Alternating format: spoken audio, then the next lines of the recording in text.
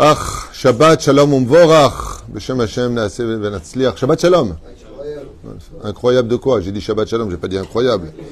On est aujourd'hui le vendredi 16 du mois de février et le Zaïn du mois de Adar Aleph. Donc aujourd'hui, ça aurait pu être l'Aïloula de Moshe Rabbeinu. Il y en a qui font Zaïn de Adar Aleph et de Adar Bet. On a l'habitude de faire le Adar Bet plus que le Adar Aleph dans ce cas-là. Et c'est pareil pour une Askara. Quand on fait, par exemple, la Askara d'une personne qui tombe pendant le Hadar Aleph, il est bien de refaire aussi le Hadar Bet, une petite Askara. Comme ça, Maran Arav Ovadia Yosef, si je me rappelle bien. En tout cas, pour nous, dans cette paracha de Teruma, nous avons un sujet qui nous a été demandé par Fabrice Benini pour l'élévation de l'âme de Corinne Attali, Chayat Bora Bat Esther Zichron Bracha, de la part de Avraham Nachman Ben Sarah Benini. Yiratzon Shakadosh Baruch Hu Yalet Nishmata Kezor Arkia L'Chaim Tovim U'Shalom Be'atzlacha Rabba Bechol Maseadea Bashamayim U'Ba'olamot Ha'Elyonim U'Began Eden Ha'Elyon. Quel est le sujet qui nous a été demandé? Alors, bien sûr, on rajoutera pour la guérison de tous nos malades, nos blessés, ou frères, Yarzir et Kol, tous nos otages, Vetam, Brim, Ushlemim, Be'ezrat Hashem Itbarach, Yiratzon Shakadosh Baruch Hu Yishmor al Hayanu Ve'otan Mikol Tzara U'Metzuka Mikol Nega U'Mahala, Yeshuot Ve'Nechamot, Ve'Nissim Ve'Niflaot. Amen. Washlema Tzadik. Le sujet qui nous est demandé est un sujet qui va certainement intéresser beaucoup de monde. Thème: reverrons-nous nos proches décédés et quand? Voilà le sujet qui est demandé. Donc ce sera pas sur la paracha de Teruma, mais sur une question: quand on perd un cher, une personne qui nous est chère, est-ce que on sera voué à se revoir, Bémet, ou pas? Sot Hasheila chez Bikshu Tshuva. Dans beaucoup de livres, on retrouvera ces réponses-là dans Chesed Abraham, le Zohar Kadosh. Oufren Kolkach Harbe Sfarim, comme Rochot Mesaprim aussi, de Rabbi Yehuda Ptaya. Et la Gemara elle-même intervient avec ce genre de réponse. Donc, est-ce que, Béhémet, on reverra les personnes qui sont décédées? Il y a deux arnaques qui interviennent avant de répondre. Deux grosses arnaques historiques. C'est que la première, la mort n'existe pas. Comme je l'ai déjà dit, et dans beaucoup de shiurim, la mort, c'est tout simplement de continuer à vivre en laissant cette enveloppe corporelle à même le sol. C'est comme si j'avais un masque que je retire. Le vrai moi, c'est pas le masque, c'est moi. Ce qui fait que quand une personne meurt et qu'elle sort Bessachakol de son corps, elle est lui-même. C'est-à-dire quand elle voit son corps par terre et qu'elle dit mais pourquoi je suis là-bas, elle n'est pas là-bas. Elle n'a qu'une enveloppe comme un manteau qui couvre son âme, comme un manteau Bezrat Hashem qui couvre son âme. Et le vrai lui, c'est l'intériorité. À quoi ça ressemble l'exemple repris le plus par nos Chachamim en tant que Dougma Ishit? C'est l'histoire du gant et de la main. Est-ce que le gant, c'est ma main? Non. Ma main est à l'intérieur du gant. Et si je retire ma main du gant, le gant, je le mets dans le coffret, donc dans la tombe. Et ce que j'ai réellement, c'est ma main. C'est la première arnaque. Et les gens pensent que mourir est une finalité. Pas du tout. Mourir, c'est le début d'une nouvelle vie qui en réalité est encore plus vivante que la vie qu'on a vécue. Comme le dit le Talmud, Rechaim, Bechayem, Keruim, Metim. Il y a des vivants qui sont appelés morts alors qu'ils sont encore vivants, et il y a des tzadikim, quand ils sont morts, ils sont appelés vivants. On rappelle leur nom, on vit avec eux, on parle d'eux. Et donc, à partir du moment où tu parles d'une personne, tu fais revivre cette personne-là, Béhémet, on se rend compte que la vie et la mort sont tout simplement deux siamois, deux frères jumeaux. Tout comme on fait des bougies d'anniversaire pour une personne vivante, on refait des bougies d'anniversaire pour une personne décédée. Pour bien faire comprendre que Béhémet, cette vie-là, cet extraordinaire cadeau que Dieu nous a fait, est d'une valeur inestimable. D'ailleurs, je pense que, de ce que j'ai étudié, un grand choc pour les gens qui vivent dans la matérialité, un grand choc émotionnel pour les gens qui vivent dans la matérialité, c'est le fait de ne pas comprendre comment se fait-il qu'ils vivent mieux après la mort qu'avant la mort. Parce qu'il y a un moment d'adaptation, il y a un chesed, une bonté énorme d'Hachem. C'est qu'une personne qui est mourante à l'hôpital dans de terribles souffrances, quand elle décède, elle sort de son corps, il y a un moment de sérénité absolue, dans un amour absolu, d'une lumière absolue, s'il a le mérite. Même ça, il faut avoir le mérite. Mais, et cette ambiance-là dans laquelle la Neshama se retrouve, c'est-à-dire nous-mêmes, en train de flotter, entre guillemets, c'est un langage un petit peu spécial dans les airs, eh bien, va complètement falsifier en réalité la vie sur Terre qui en réalité était une vie théâtrale. C'est-à-dire que toutes les épreuves que nous avons, pourquoi est-ce que les Chachamim nous demandent de ne pas aller au-delà des limites de l'émotion humaine, c'est-à-dire de s'énerver, de crier, d'insulter, de se révolter. Pourquoi ? Parce qu'en réalité, ce sont des pièces de théâtre. Imaginez un petit peu qu'une personne joue une pièce de théâtre et qu'il lui dit « Je t'ai volé 10 000 euros dans tes poches ». Et le mec, il vient, lui met une droite. Il dit « Qu'est-ce que tu fais ?» Il lui dit « Tu viens de me dire que tu m'as volé 10 000 euros. Rends-moi mon argent. » Mais c'est une pièce de théâtre. Bidjouk Otto Davar. C'est exactement la même chose dans la vie de tous les jours. Seulement, de l'entendre aujourd'hui, ça paraît complètement abject. Mais dans le monde de vérité, on se rend compte qu'en réalité, il y avait un metteur en scène qui s'appelle Dieu et qui a mis, d'une certaine façon, des acteurs actifs, passifs, des spectateurs ou des gens qui vont jouer des rôles. Et chaque personne qui viendra dans notre vie va jouer le rôle de tel et tel poste qu'il va occuper par rapport à des réincarnations, par rapport à des tikkunim, des réparations, et ainsi de suite. Donc quand on est vraiment, vraiment serein, comme le disent les Chachamim, un homme qui a réussi sa vie dans ce monde, c'est un homme qui a tout fait en n'ayant jamais baissé les yeux par rapport au monde futur. C'est-à-dire que tout ce qu'il fait dans ce monde, il sait très bien que la finalité, c'est de repartir à la maison, de retourner chez soi. Donc ça, c'est la première arnaque. La deuxième arnaque, avec votre permission, très important de l'entendre, c'est que les valeurs du monde d'en haut sont totalement différentes des valeurs du monde d'en bas.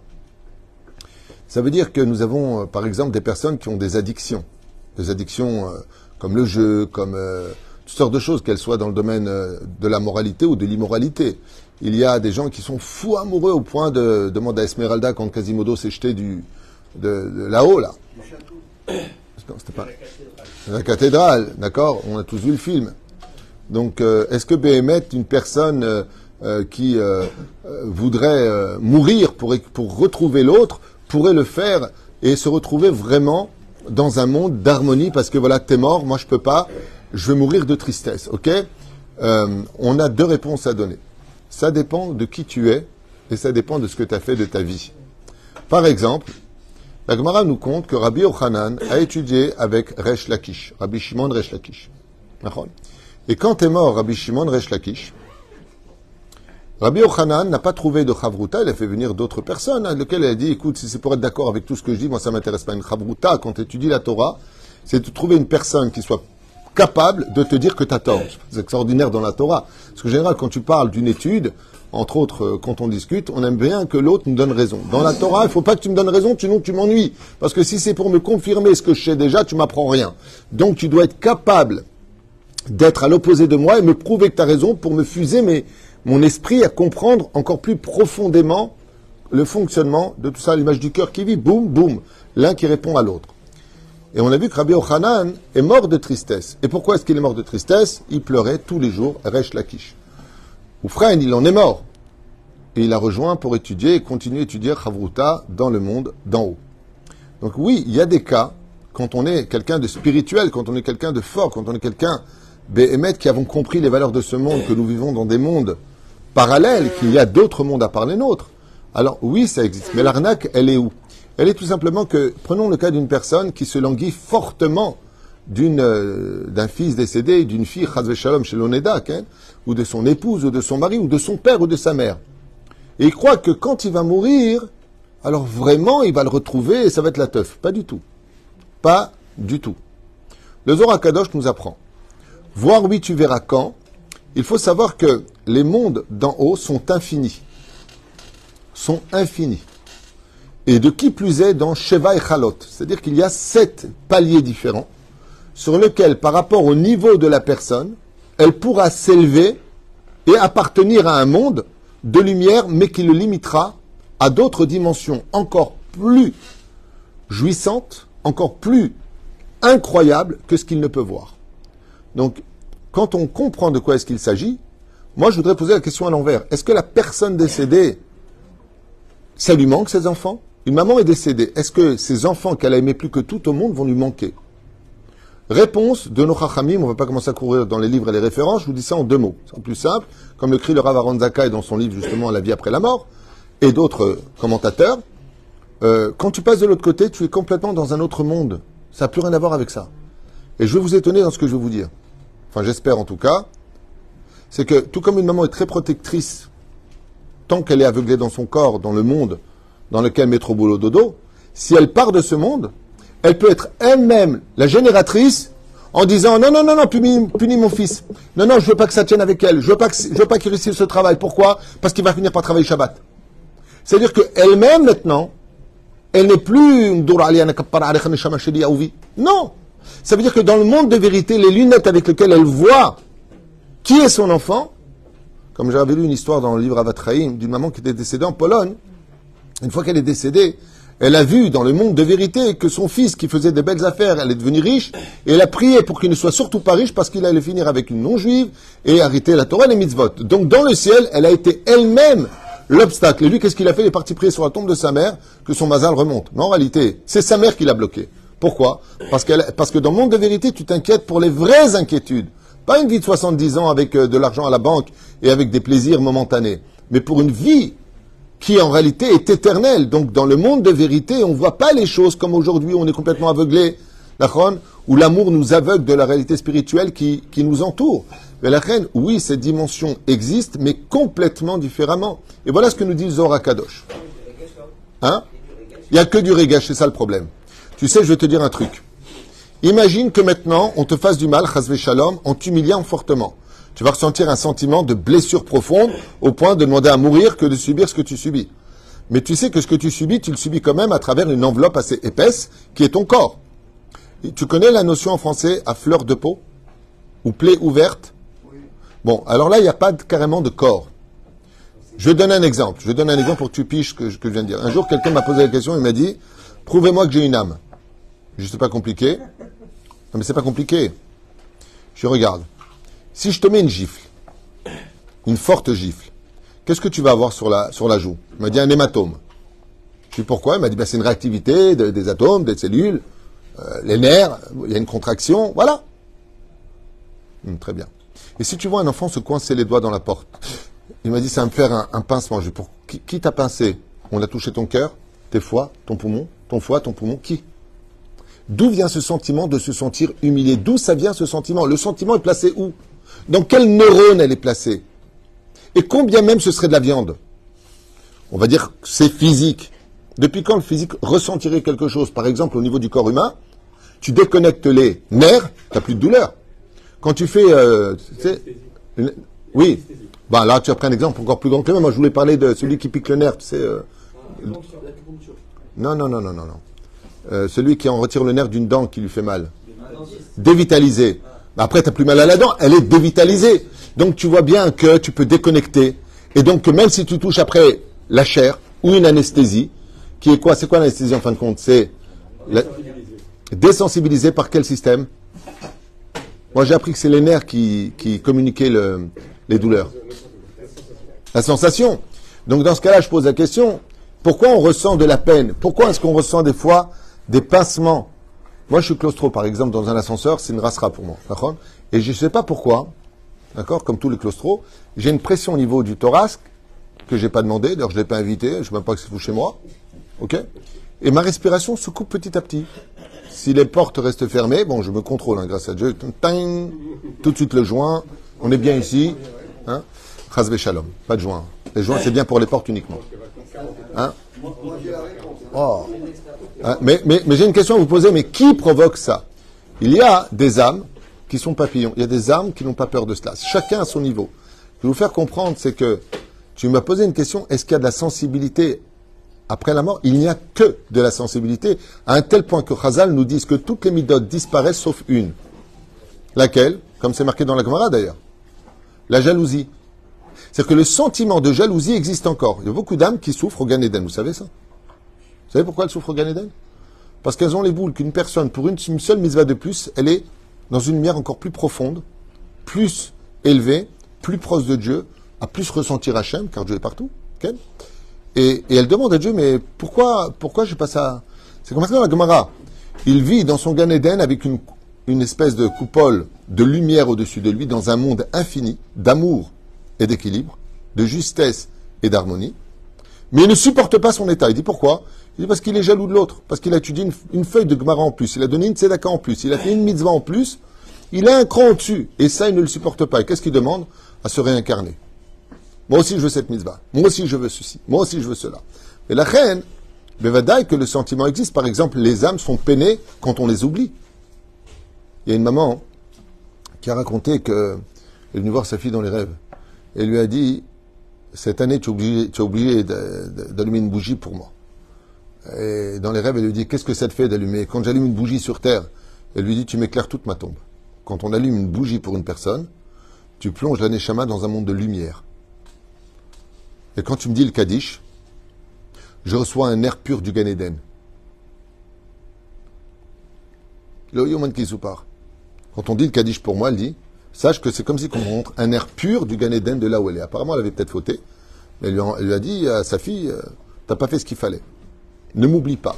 Donc son mari disait le Kaddish, ou le fils, ou le frère, peu importe. Mais elle lui a dit deux choses. Et ces deux choses-là sont marquées dans nos livres.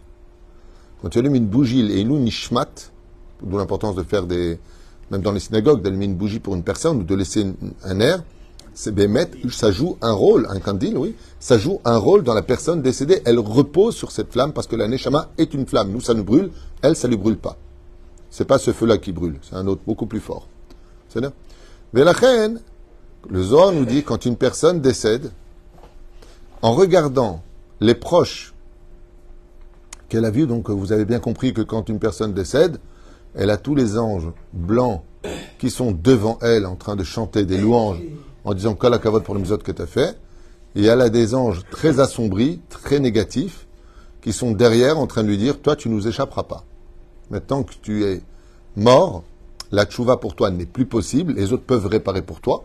Mais toi, maintenant, de là où tu es, tu peux plus réparer. Si ce n'est que des tribulations comme le Kafakela, le Gilgoul, le Guéinam, ce que tu veux.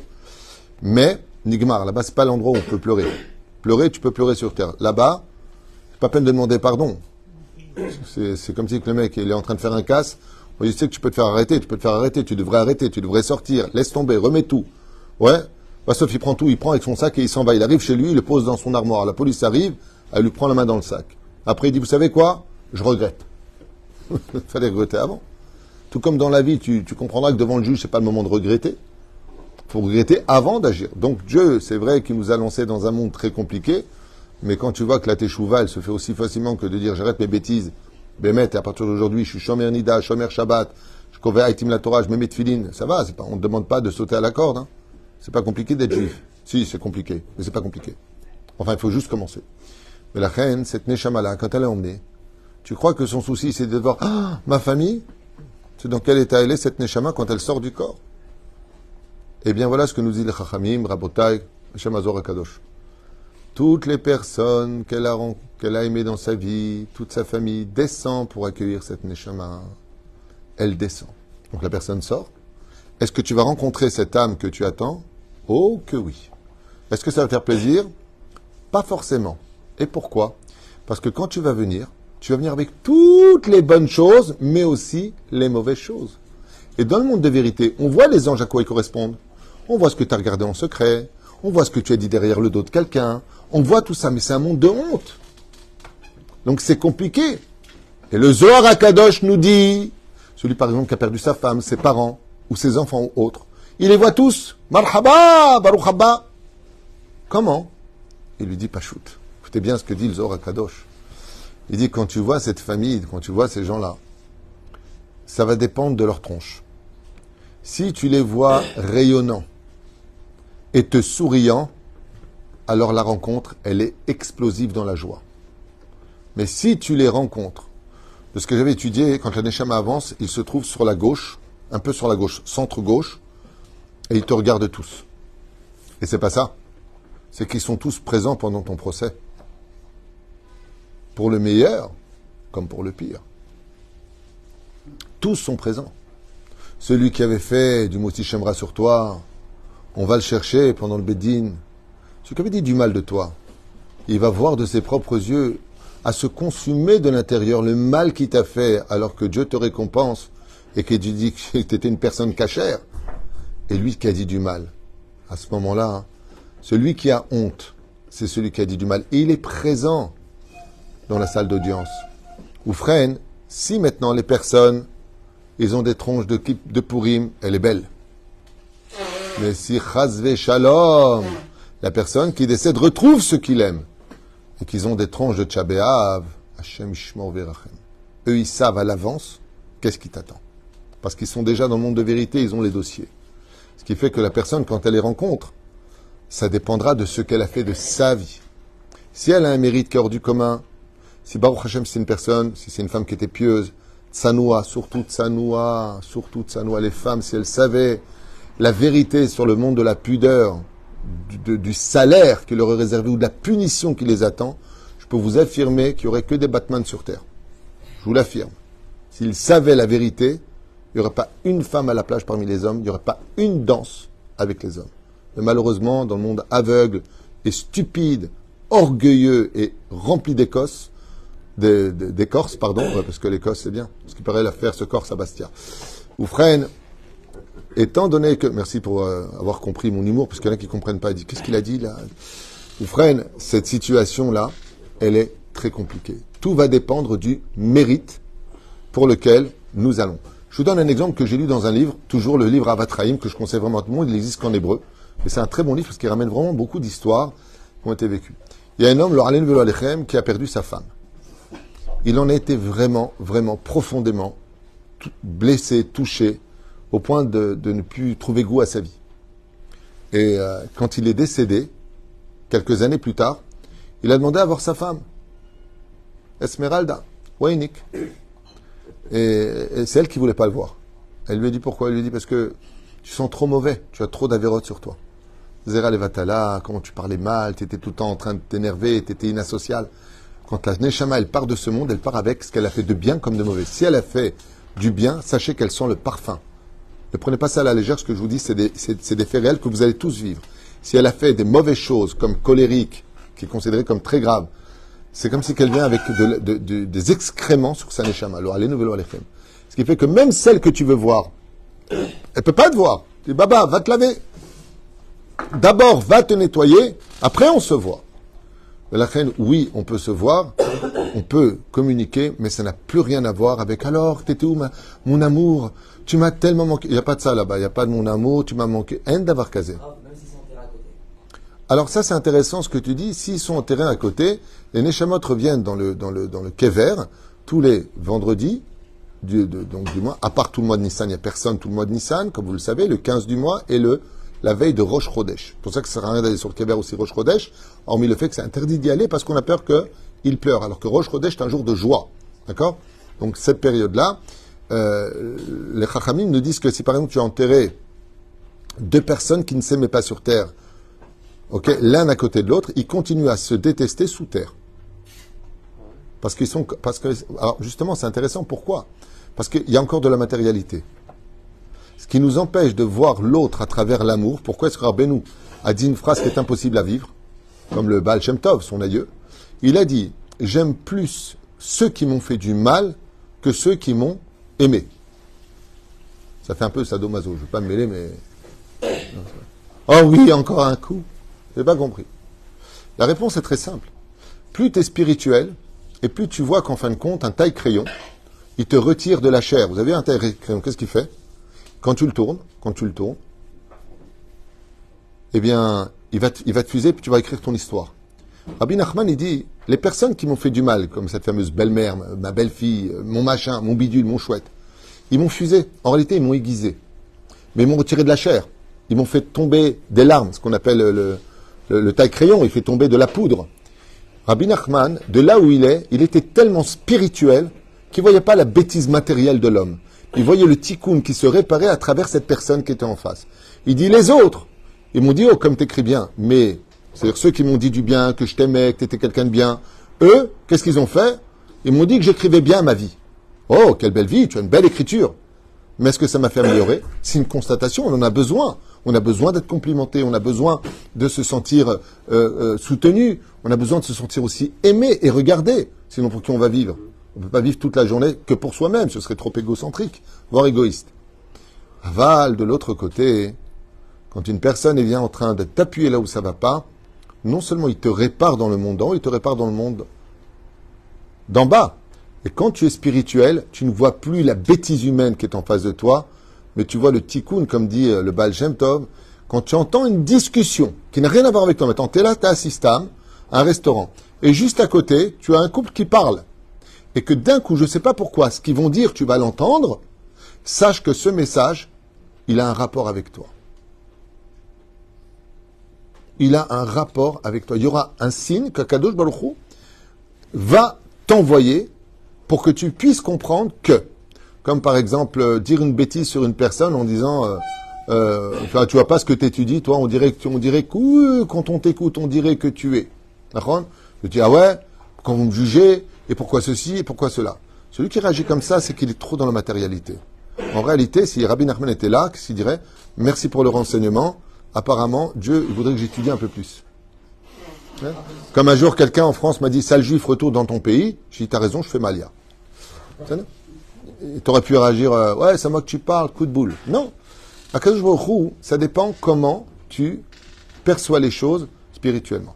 Donc, dans le monde de spiritualité, il faut savoir une chose, c'est que les sentiments que nous avons sur Terre, la façon de voir les choses, l'histoire d'amour physique, dans le monde d'en haut, il n'y a pas de Brit Mila, il n'y a pas de physique, il n'y a pas de Nishikot, il n'y a pas de parole. C'est tout télépathique, tout est tellement évident. C'est une transparence de la vérité qui est tellement probante qu'elle est presque palpable dans un monde complètement ésotérique. Donc, vous comprenez le parallèle, ce qu'on appelle le tzimtzum, descendre dans ce monde, dans le monde de la matière, pour un monde spirituel, c'est la chose la plus insensée pour l'esprit humain. Et on comprend très bien des scientifiques qui ne croient toujours pas à une vie après la mort. Parce que c'est insensé, c'est pas possible. Okay ? Par exemple, les Chachamim nous disent qu'un animal n'a pas d'âme qui peut s'élever dans le monde d'en haut.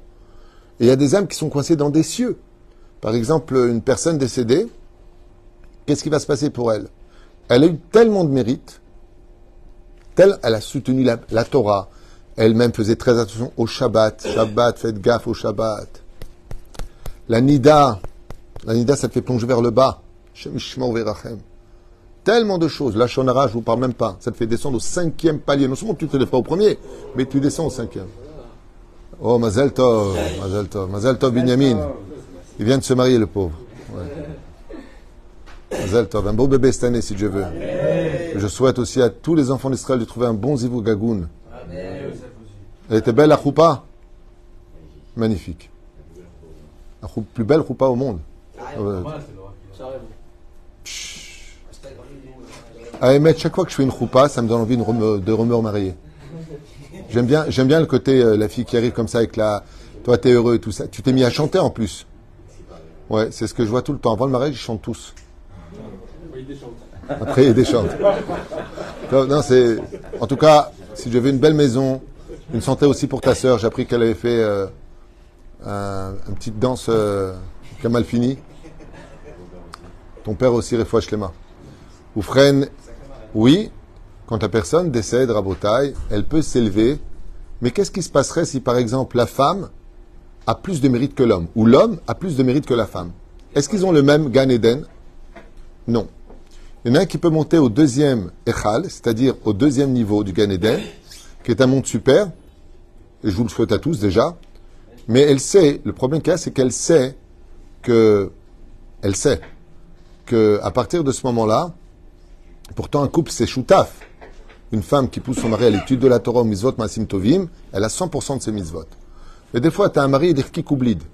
Ouais, j'en ai marre de ton kissouille, on dirait une vieille, mais des jupes courtes. C'est assour, bechlet d'avoir casé. Là, c'est pas, on n'a pas le droit d'écouter son mari dans ce cas-là, mais il faut aller voir un rave. Hein. Je veux pas commencer à faire des embrouilles entre vous. Ah bah, ce même Dieu qui t'a dit tu aimeras, il t'a dit aussi il faut être sanoua. Par contre, c'est des questions qui m'ont été posées à maintes reprises dans ma petite carrière de la petite maison dans la prairie. Velachen, vadash chez assour. Donc cette femme-là qui malgré tout va subir des humiliations de son mari et qui reste fidèle à la Torah malgré toutes les intempéries qu'elle va subir, eh ben, quand le mari il part de ce monde, elle peut le relever de là où il est et l'amener là où elle se trouve. On a une histoire dans la Gemara, j'ai oublié son nom, mince. Moi, les noms, c'est un grand problème.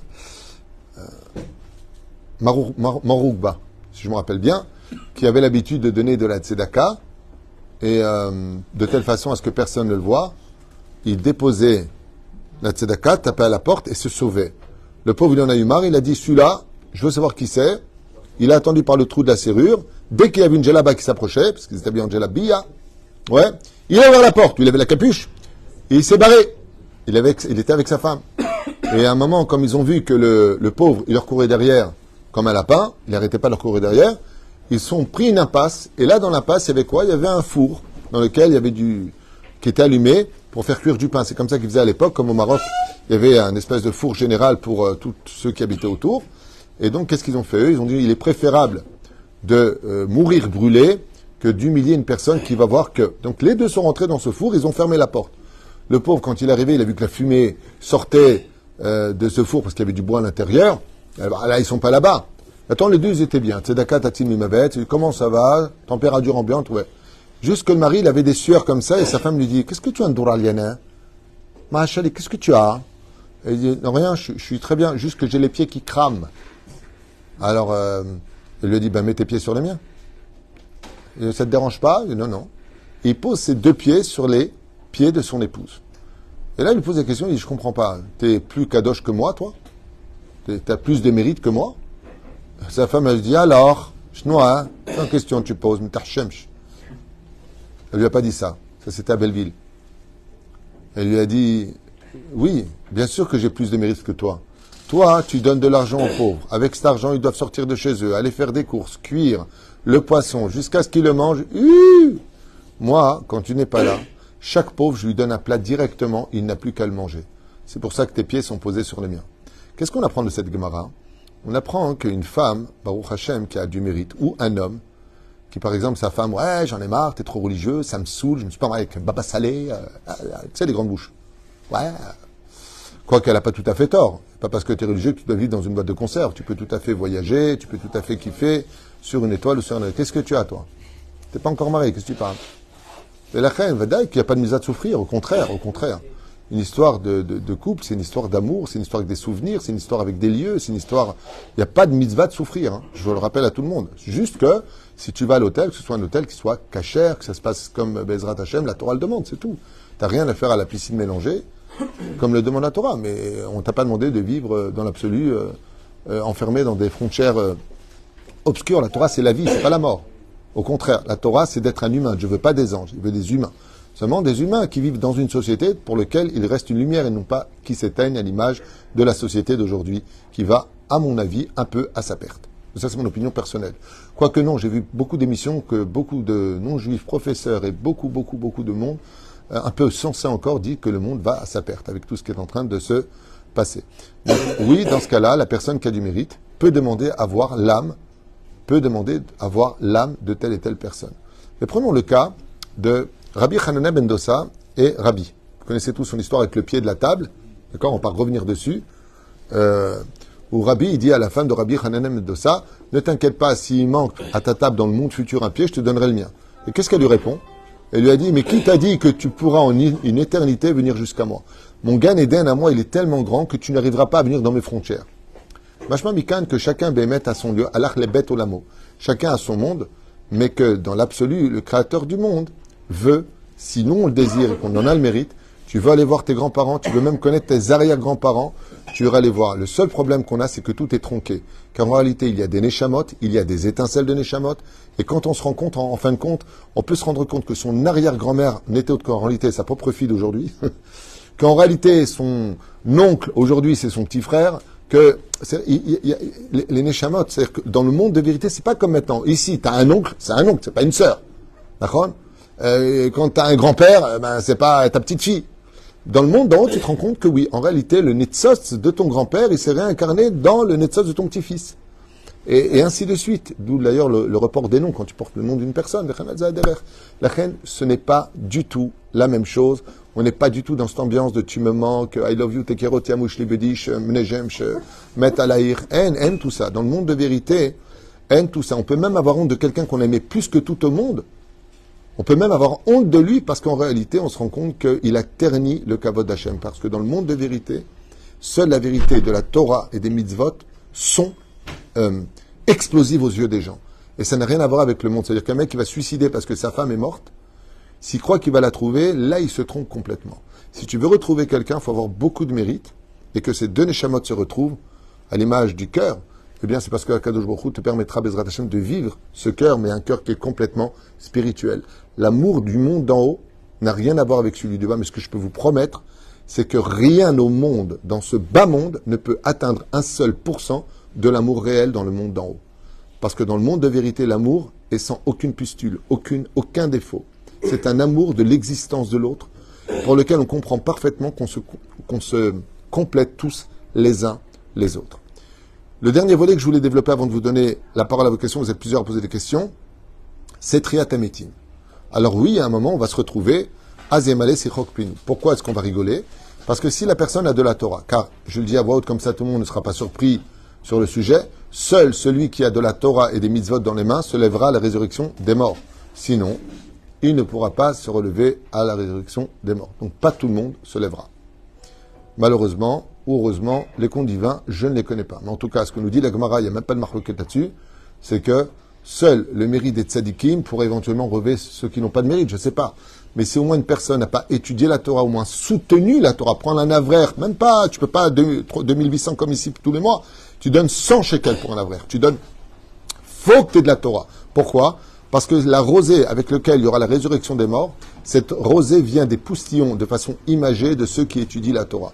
Donc pour avoir cette rosée qui vient sur toi, il faudra que de ton côté à toi-même, tu puisses avoir de cette rosée-là, c'est-à-dire de participer à cet engagement de l'étude de la Torah pour lequel notre salive, vous savez qu'on a à peu près entre 3, 4, 5 litres de salive qui s'écoule des glandes salivaires par jour dans notre bouche, et c'est justement cela, même si c'est pas très poétique de l'entendre, eh bien, c'est justement cela qui va faire Triat Hametim, résurrection des morts. Et là-bas, Béhémet, on se retrouvera tous, c'est-à-dire celui qui a perdu sa femme et qui était méritante, comme ma première épouse, que Dieu, Mamash, élève son âme, c'est évident qu'elle reviendra à la vie. Une femme comme ma première épouse, Baruch, que cette sadika, yesh la Triat Hametim, maintenant, est-ce que moi j'aurais Triat Hametim, Zanile et Déa, Bezat Hashem. Avalze Perouche Adavar, pour lequel chacun risquera de se trouver. Là où ça va être comique, c'est qu'imaginez que le père, il est mort à 20 ans, d'accord? Et son fils, il est mort à 90 ans. Et les deux, ils ont du mérite. Papa, Pinocchio, Geppetto. Là, on retombe un petit peu. C'est qui? C'est mon père. Ça fait bizarre. Mais justement, je trouve que cet exemple-là, Azemale Sichok Pinu, pourquoi marquer que quand il y aura la Géoula, il y aura ce rire, cette éclatade de rire. C'est qu'on va tous rigoler parce que, alors lui, c'est mon père, mais il est beaucoup plus jeune que toi. Oui, mais il est mort avant, mais moi je suis mort après. Alors, comment c'est possible? Dans le monde de vérité, il n'y a pas d'âge face à l'éternité. Et la reine, tous ces points, par exemple, chez nous, ce serait impensable. Des fois, il y a des femmes qui veulent encore des enfants, leur mari, mais leur fille, elle s'est mariée, elle a eu un enfant. Donc, elle ne veut pas apporter un tonton, qui soit plus jeune que le neveu. Dans le monde de vérité, c'est des ch'touillottes. C'est pas parce que ta fille, elle a eu un enfant, que toi, tu peux encore en avoir à 45 ans, par exemple, tu veux encore un enfant, que tu dois pas en avoir parce que ta fille, elle est déjà, il t'a pas envie que le tonton soit plus jeune que le neveu. C'est vrai que ça fait un peu bizarre quand le neveu dit à tonton, viens, je t'emmène au manège. C'est vrai que ça fait un peu bizarre. Quand le neveu emmène son tonton au manège. Mais la reine, j'ai vu ton doigt. J'ai pas fini. Mais la reine, Bezrat Hashem, Itbarach, quand il y aura Triat Hametim, et pour cela, il faut se battre pour y arriver. Conclusion, si tu veux retrouver des gens dans une bonne ambiance, sache que oui, tu les retrouveras. Mais à la condition que tu restes sur le chemin de la lumière, parce que dans l'obscurité, tu ne les trouveras pas. Ken, si tu peux juste poser la question rapide, comme ça on avance. Parce que... Hein, quoi? Madame Teboul, oui, que Dieu la bénisse. Oui. Ses parents, ils étaient en Algérie, ils ont tous brûlé dans un four tous les gens. Comment faire pour maintenant élever l'âme de ses parents? Quel rapport avec le fait qu'ils soient morts, comme tu viens de dire, brûlés, et le fait d'élever l'âme? Il n'y a plus pour aller pèleriner, il n'y a plus de tombe.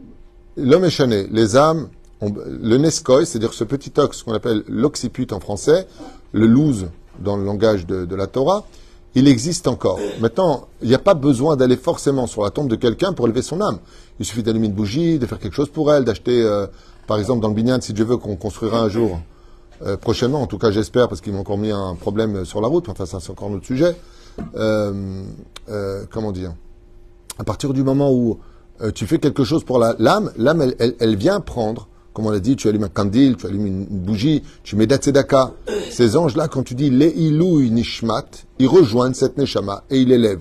C'est-à-dire que même s'il n'y a pas de sépulture, comme ces gens qui malheureusement, je dis bien malheureusement, commettent le crime d'aller se faire incinérer. Hachem Ishmor, de se faire brûler. Vous savez que le corps sent tout, même s'il ne peut pas réagir. Mais le pire, c'est qu'il n'y a pas de sépulture. Il n'y a même pas un endroit où on peut réparer. Il est dispersé dans je ne sais pas quel fleuve ou quel océan ou des choses qui sont strictement assourdes les filles à l'akha. Vous savez qui vient prendre ces âmes, c'est les démons. Il faut faire très attention à cela. N'oubliez pas que le cimetière chez nous s'appelle la maison des vivants, Bet Achaim, pas Bet Amavet. Et que là, par contre, si tu brûles ton prochain, sache que là, par contre, tu l'as 2 fois tué. Il est mort, et maintenant tu le retues une 2e fois.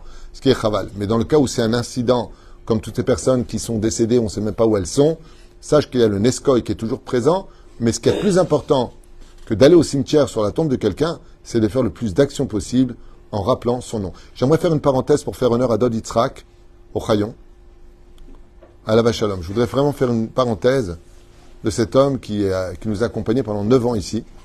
Et un jour, cet homme vient me voir comme ça. Il m'a fait beaucoup de cadeaux quand il était là. Il m'aimait beaucoup. On était très proches.